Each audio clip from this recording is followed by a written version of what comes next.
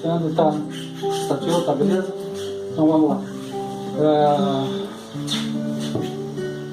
Eu vou só repetir um pouquinho, só para a gente ter um pouquinho lá de material, ok? Nós lemos aqui, tivemos um problema aqui na filmagem, eu vou repetir rapidinho para a gente não perder o embalo, tá bom, gente?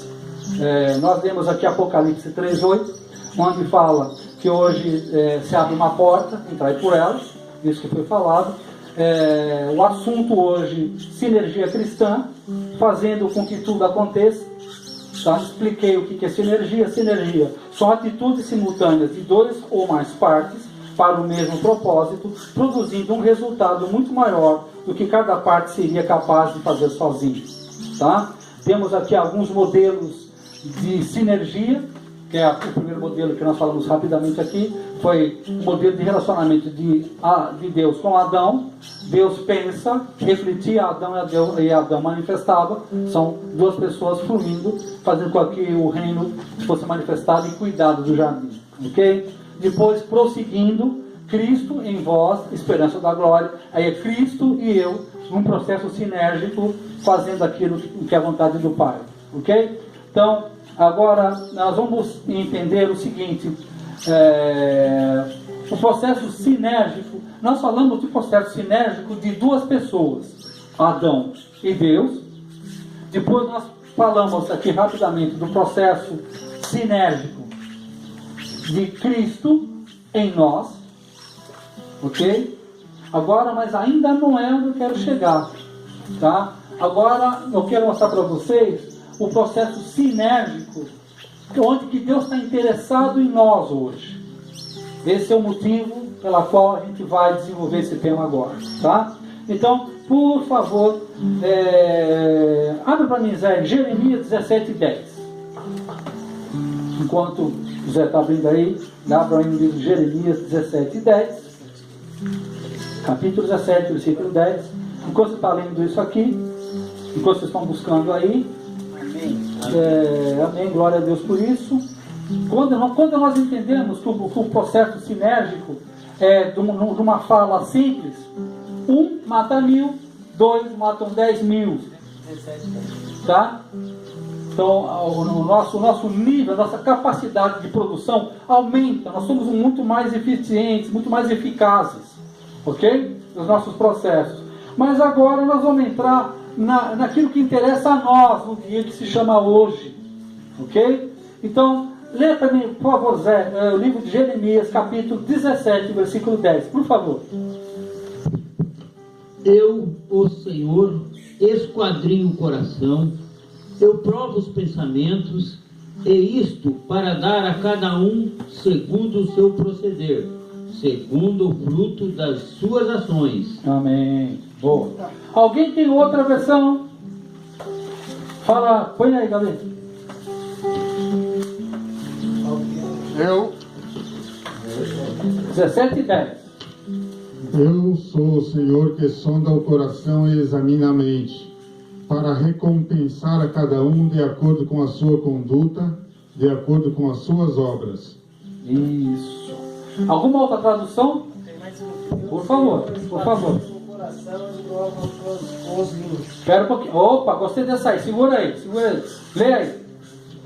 Eu, o Senhor, examino os pensamentos e ponho à prova os corações. Eu trato cada pessoa conforme sua maneira de viver, de acordo com o que ele faz. Isso, beleza. Passa a outra agora lá. Gostei da...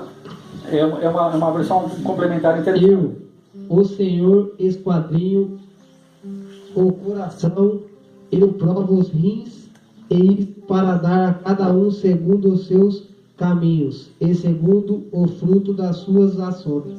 Olha que interessante isso. A versão dele é muito interessante, porque fala que Deus prova o coração e os rins. São órgãos, né? Interessante, né? Porque você sabe, em alguns países da África, quando você vai fazer um apelo evangelístico, eles falam assim, ó: quem quer aceitar Jesus de todo o seu rim? Não fala coração, fala os seus rins. Em algumas partes do mundo, os rins é o que interpreta o emocional. O coração é só um músculo, é só uma bomba. Agora os rins é que filtram o bem e o mal. O coração é apenas um órgão. Agora nós temos essa fantasia, né? Nós temos essa questão emocional. Agora, o interessante é isso. Que gatinho no coraçãozinho. Fica tão lindo isso aí. Tá? Agora, o que quer dizer isso? O Senhor que sonda o meu coração e os meus rins.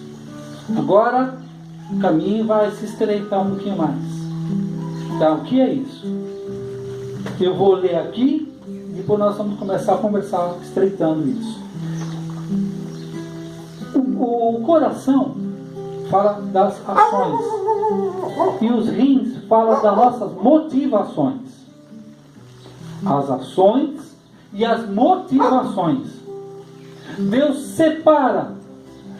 Abre para mim, não estava no texto, mas eu ia colocar aqui. Abre para mim, por favor. Hebreus 4:12.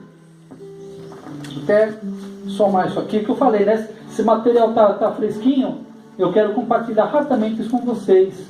Eu até vou colocar aqui em Hebreus 4:12. Para depois eu somar isso. Hebreus 4:12. Tá? Leia isso, por favor. Porque a palavra de Deus é viva e eficaz. Tá ligado, Zé? Agora tá.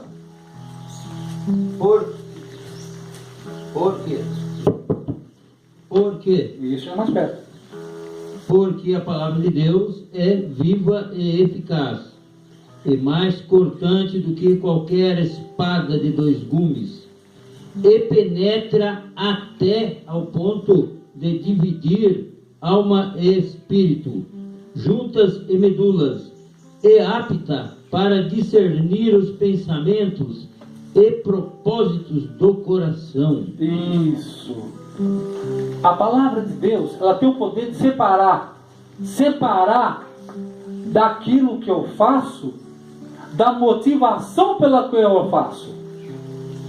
Deus, na sua capacidade, Ele não perscruta, escrutina, analisa, radiografa, não só o que eu faço, mas a mentalidade envolvida naquilo que eu faço, a real motivação daquilo que eu faço. Então, não interessa só fazer a coisa certa, mas tem que fazer a coisa certa da maneira certa. Porque muitas vezes, algumas coisas dão errado para nós, porque nós queremos fazer a coisa certa de maneira inadequada. Comentamos na sexta passada, foi os fins justificam os meios. Essa é a afirmação do mundo secular. Exatamente. Mas para um cristão, isso não é. Tudo é lícito, mas nem tudo convém. Isso. Como diz na palavra de Deus. Então nós temos que ter. E isso, o que acontece? Como existe tanta sutileza nisso, que os fins justificam os meios, e essa não é uma verdade, é um sofisma, uma meia-verdade, e uma meia-verdade é muito mais perigosa do que uma grande mentira. Pior do que uma grande mentira é uma meia-verdade. Que uma meia-verdade foi uma meia-verdade que Eva caiu. É estimular as pessoas a chegar a um determinado lugar, mas cometendo várias transgressões, né? Para chegar a um... Isso. Por isso, uma das prerrogativas de Deus, que quando Deus fala assim, o que ele fala? Façamos, como é que ele fala para criar tudo? Façamos nós. Não é isso que ele fala? Façamos nós, Deus Pai, Deus Filho e Deus Espírito Santo. Os três. Existe um princípio que é assim: quem chega lá sozinho é que fez muito mal às pessoas no caminho. Raramente a gente chega num lugar alto. Raramente a gente chega num lugar alto sozinho. Alguém te abre uma porta. Alguém te favorece. Quando você chega naquele lugar sozinho, cara, você passou a perna em muita gente. Você traiu muita gente. E você vai chegar lá sozinho. Se você chegou lá sozinho lá você vai ficar. Porque é da natureza de Deus fazer tudo em rede. Façamos nós, façamos nós, façamos nós, façamos nós, façamos nós. Façamos nós o homem, a nossa imagem e semelhança. Tá? Imagem e semelhança significa espírito, alma e corpo, assim como é Deus Pai, Deus Filho e Espírito Santo. E todos eles funcionando de uma maneira sinérgica. É assim que Deus quer que eu, o Gabi, vocês, que nós sejamos assim, sinérgicos. Nosso espírito, nossa alma, nosso corpo, trabalhando em unidade. Que Satanás quer provar e provocar o que? O desequilíbrio do nosso espírito e da nossa alma. Ele quer colocar uma cunha, uma separação. Tá? A nossa proposta hoje é entrar de novo nessa sinergia com Deus. Para fazer fluir isso em Deus. Ok? Então vamos lá. Então, uma das maneiras da gente entrar no lugar correto é entendendo aonde nós erramos. E é isso que nós vamos fluindo agora. Ok? Vamos lá. Exemplo de... Vamos dar um exemplo aqui de sinergia positiva. Por favor, abra aí no livro de João, capítulo 5. Vou ler para mim no versículo 19 ao 22. E aí vou dar um exemplo de sinergia positiva. Gente, eu vou precisar de uns 10 minutinhos a mais. Posso ter com vocês? Amém. Posso ter? Pra gente... Sabe por quê? Eu quero acabar essa ministração hoje aqui. Tá? 5 o quê? Desculpa, meu irmão. 5 do versículo 19 ao versículo 22. Capítulo 5, do versículo 19 ao 22. Amém?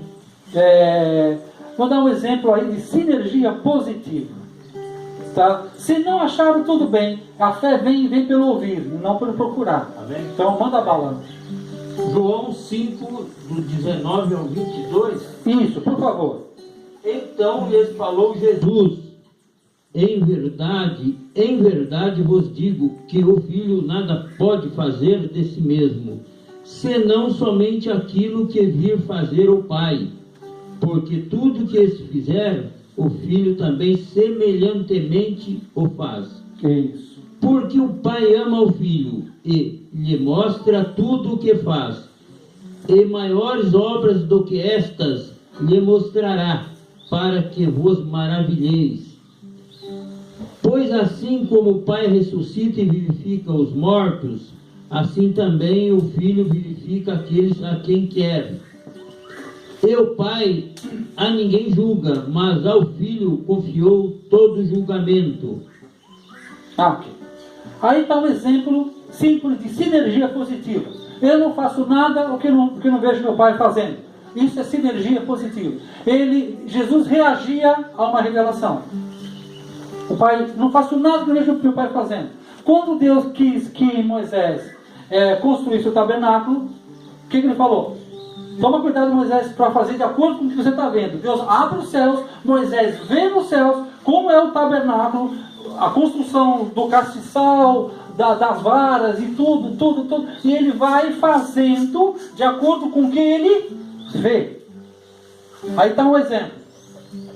Okay? Quando Deus manda Salomão construir, ele dá ordem a Salomão: construa assim. Salomão, conforme ele via, ele manifestava. Ok? Jesus, ele via, manifestava. Ele via, manifestava. Aquele episódio em que a mulher pega em adultério, que trazem para ele julgar, que aquela cena é muito interessante, que diz que ele está escrevendo na areia, né? Enquanto está sendo falado as coisas ali. Quando ele ouve do Espírito, ele levanta e manifesta. Ele não tomou uma atitude baseada em lei, porque a lei não foi feita para ser cumprida, mas para ser analisada. Quando você cai na tolice de obedecer à lei, você cai na religiosidade, porque a lei não foi feita para ser obedecida. A lei foi feita para ser analisada. Observar a lei. Observar a lei é diferente de obedecer a lei. Porque tem muita coisa que está escrito, mas não foi o que Deus falou. Está escrito uma coisa, mas Deus falou outra. Por isso que na Bíblia diz que a letra mata, mas o espírito vivifica. Então esse livro, o seu espírito, ela é quadrado. Agora esse livro com o espírito, ela até se redonda. Estão entendendo isso? Por isso que os judeus se perdem, porque eles ficam na letra sem o ruá, sem o espírito da letra. Agora, com a letra, com o espírito traz vida à letra, a letra se torna viva para mim. Conhece a verdade que é a letra, e a letra pula, salta para dentro de nós e nos liberta. Conhecerás a verdade nos libertará. Ok? Vamos lá? Tivemos aqui um exemplo de uma sinergia positiva.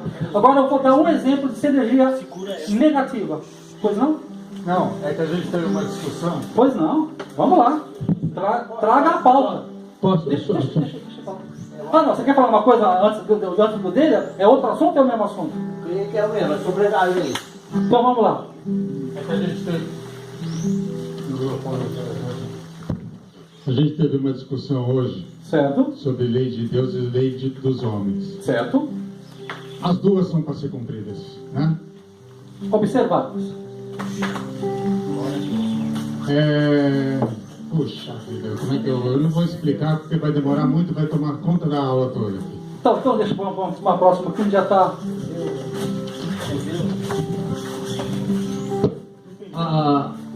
Essa questão de, acho que é Romanos 3,16, que fala a letra mata, o espírito vivifica, ela só tem referência não à Bíblia, ela tem referência à lei mosaica, né?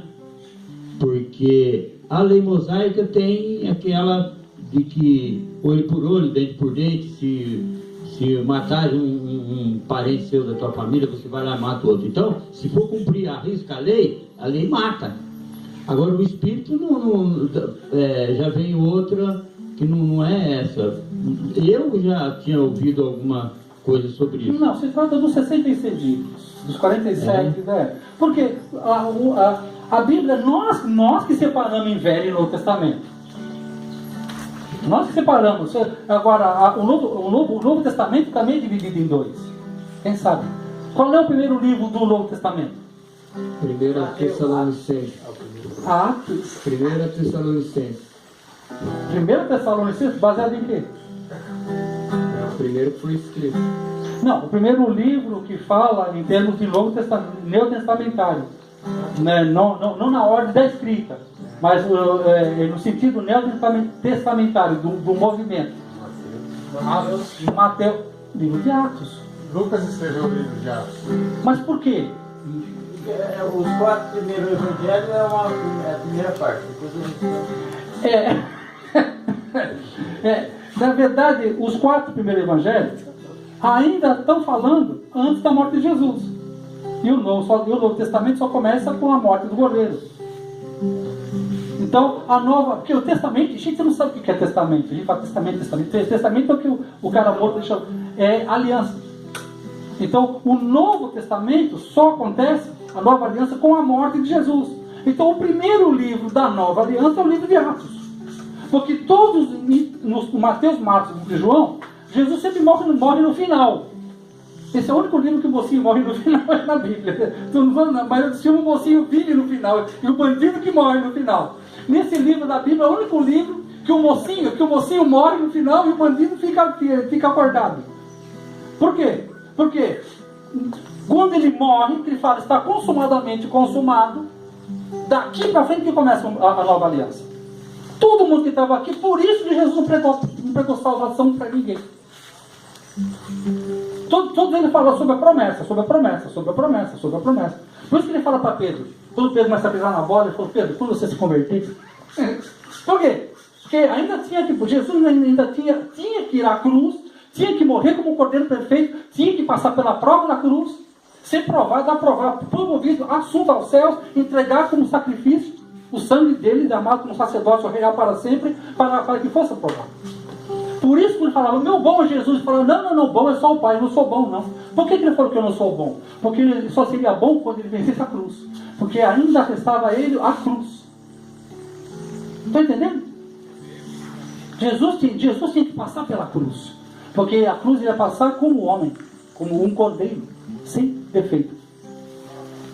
Então, na realidade, toda a observância do livro neotestamentário começa na atitude de Atos. Embora ensine para nós que é Mateus, Marcos, Lucas e João. Mas se você for ao livro, aos olhos da lei, só com derramamento de sangue, que começa um novo conceito, uma nova aliança. Okay? Fala no microfone. Aqui, ó, está escrito aqui, ó. Fala. Todos os 27 livros do Novo Testamento foram escritos em grego durante a segunda metade do primeiro século da era cristã. Amém. O primeiro a ser escrito foi, ao que parece, a primeira carta de Paulo aos Tessalonicenses, lá pelo ano de 50 depois de Cristo. Certo. Acredita-se que o último a ser escrito foi o Evangelho de João, perto do fim do primeiro século depois de Cristo. Isso é o Evangelho escrito.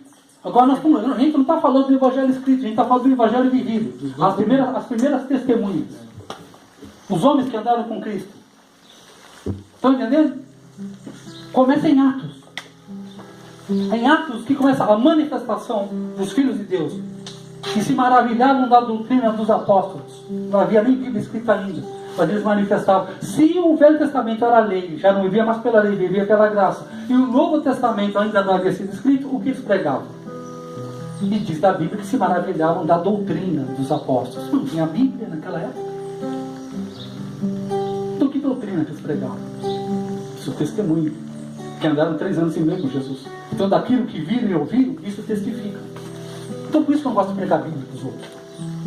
A Bíblia não é para pregar para os outros. Dessa vez, se não me cortam a cabeça dessa vez, não me cortam mais. Não tem que ficar pregando Bíblia para os outros. Porque o mundo está no maligno. A Bíblia é somente para os filhos de Deus. Eu não fui chamado para pregar a Bíblia, eu fui chamado para manifestar a Bíblia.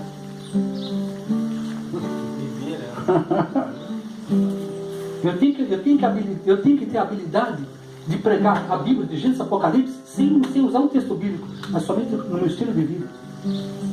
Porque as pessoas não têm o Espírito Santo, como é que elas vão entender o livro? Se o livro fala que eu sem o Espírito sou morto, se você enfia uma letra dessa sem o Espírito da letra, você mata, você cria um religioso, uma falsa doutrina. O que são essas heresias que a gente vê tanto aí, de porta em porta batendo na nossa casa? Sendo gente que tem letra mais do Espírito, transformaram isso em doutrinas de homens demoníacas.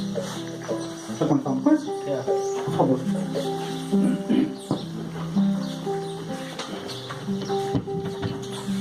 Eu esqueço seu nome, como que é seu nome? É que é muito complicado. TX, Tex. Dá nem pra pôr apelido, porque Eu já... sou Cassinha, Casquinha. novo morador da casa aí, faz 2 semanas que eu tô aqui.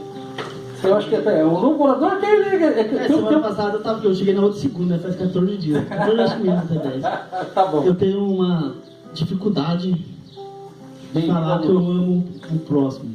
Eu acho, pra mim, Cassinha, minha opinião. Eu conheço todos aqui na casa, vai fazer acho que 10 dias. Pra mim, não tem como eu amar eles em 10 dias. Aham. Sim. Eu tenho uma dificuldade grande pra isso, talvez. Meu jeito, isso aí é o meu jeito de ser. Sim. Eu tenho que estar conhecendo, eu gosto da companhia deles. Aham. Gosto de cada um do seu jeito. Você é de Minas? Não, sou de Guará. Guaratinguetá? Elas falam o. Aí eu tenho uma grande dificuldade, sabe? Disso aí. De mim. Eu tenho que conhecer a pessoa, sabe? Convivendo com ela devagarzinho. Pra mim chegar ao estado assim, pra poder falar assim pro irmão assim, vamos dizer assim, dá um abraço aqui, eu te amo, cara. Sim. Eu não vou ser hipócrita e falar assim, te amo, sem eu amar, cara. Sim. Você entendeu? É uma dificuldade que eu tenho, que nem você estava falando aí, de que você tenta pregar não a Bíblia, mas sim o que passa para que a Bíblia te ensinou sem usar. É o que eu quero também dizer assim. Amém. Eu não vou fazer uma coisa que eu não tô sentindo, entendeu? Então, Pra poder, eu quero aprender, eu oro pra Deus, oro, Deus, ensina eu a amar os irmãos. Então você vai aprender agora aí. Amém. Segura a onda aí. Amar não é um sentimento, é uma decisão. Tá? Eu não amo quem eu quero. Tem pessoas que merecem o meu amor. Verdade. Mas tem pessoas que precisam do meu amor. O meu amigo merece o meu amor. O meu inimigo precisa do meu amor. Então amor não é um sentimento. Amor é uma decisão consciente. Eu decido amar as pessoas. Tá? Então, o que é amar as pessoas? É quando você abre mão de um sentimento a favor de um ato coerente. Igual trabalhar. Sabe? Muitas vezes, na maioria das vezes, eu trabalhei em lugares que eu não gostava. Mas eu trabalhava por um senso de responsabilidade e propósito.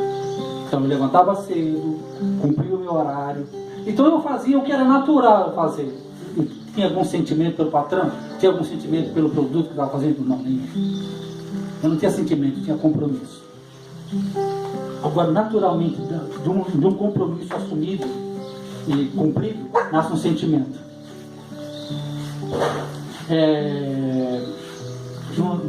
No outro lado do mundo, aqui a gente gosta para casar. Lá, o pessoal casa para gostar. Casa com mulher que nem conhece, mas conhece a árvore genealógica dela, conhece a estrutura dela. Você casa com a família, na verdade. Tá? Então lá, o pessoal do outro lado do mundo casa para gostar, não é gostar para casar. Seja bem-vindo, João. Seja bem-vindo. Está entendendo isso? Porque não tem nada a ver com sentimento.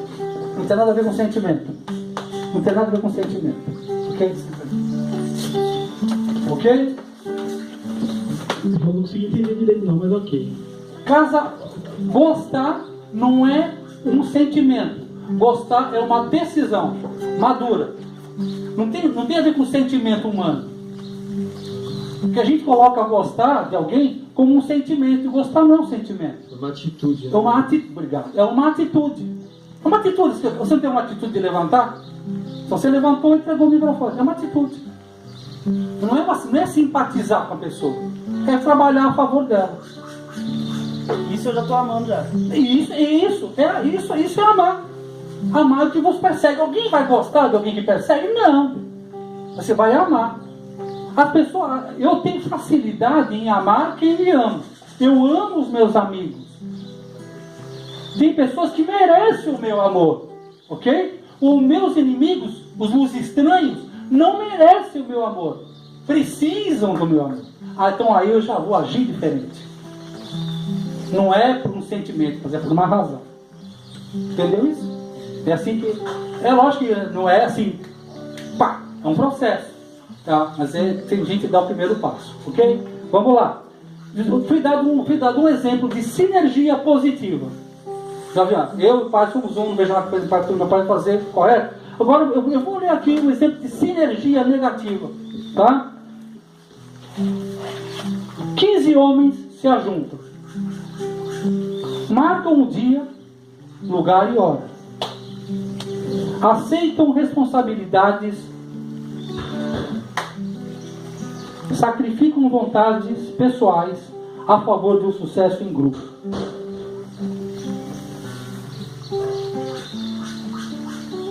Eles fazem 4 coisas. 15 homens se juntam e fazem. Tem comunhão, marcam um dia, hora e um lugar específico para fazer algo específico, aceitam responsabilidades, sacrificam vontades pessoais e sacrificam as suas vontades pessoais em fim do bem de um grupo. Olha que coisa maravilhosa. De quem eu estou falando? De nós. Hã? Isso aconteceu no passado. De quem eu estou falando? Sim, da foto. Estou falando dos caras que derrubaram o World Trade Center dia 11 de setembro. Quem se lembra disso? Se lembra disso? 15 homens se juntaram, marcaram hora, lugar, aplicaram princípios e fizeram um grande mal. Por que eu fiz questão de colocar isso? Só para mostrar para vocês que sinergia, como é um princípio, funciona tanto para o bem como para o mal. Eu fico muito contente quando alguém me ensina um princípio, não uma doutrina. Eu odeio doutrinas, mas eu sou apaixonado por princípios. Porque quando eu tenho um princípio na mão, a minha preocupação é apenas aplicar o princípio. Quando eu aplico o princípio, a resposta é positiva, tanto para o bem como para o mal. Entende o que eu quero dizer? Esses 15 caras que não ficaram preocupados se ia dar certo ou não. Cada um deles se concentrou em fazer a sua parte. E a soma da equipe, 15 caras mataram 5.000 pessoas em segundos, dentro de uns países mais poderosos da Terra. 15 caras concordaram em fazer um troço daquele porte e deu certo. Os americanos, com toda a sua potencialidade, ficaram de braços cruzados, atônitos. O que não morreram na hora foi morrer na sequência, por causa da sinergia de 15 homens que decidiram fazer uma coisa junto. Imagina se vocês se juntarem para fazer uma coisa correta. Agora eu pego o gancho que você disse. Imagina só. Ou vocês pensam que vocês estão aqui por acaso? Eu penso para mim, eu penso por mim. Vocês foram convocados para esse lugar.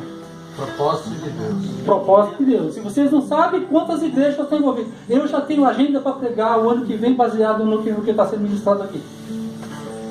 Acreditam nisso? Vocês, por terem me ouvido, vocês me ajudaram a estar pregando em outras igrejas. Vocês me colocaram lá. Eu sou eternamente grato a vocês. Vocês me colocaram lá. A tua oração me colocou lá. Ele veio essa cobertura de oração.